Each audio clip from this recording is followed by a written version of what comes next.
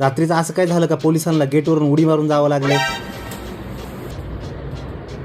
सकाळी लवकरच चालायला गेलो. इतक्या लवकर चालायला गेल्यामुळे सूर्याने स्वागत करून किसेस दिलेत. सन किस. लय दिवसातून रनिंग केली. सध्या तर रुटीनच झालंय. चालून आलो का काम करायला बसायचो. आज जास्त काम होतं म्हणून जेवण हे फक्त चकण्यावर भागवले. जशी दुपार व्हायला लागली तशी निद्रेची नशा यायला लागली. यावर उपाय आपला पेग आहे की आज मी जेवणाला ऑमलेट नाही तर तेहलका ऑमलेट बनवणार. पनीर भात आणि ऑमलेट असं आजचं जेवण आहे. कारण माझं जेवण बनवायचा नियम सोप्पा आहे. जे आपल्याकडे आहे ते बनवायचं आणि ते पटकन बनलं पाहिजे. मग कसा वाटतं जेवणाचा कॉम्बो.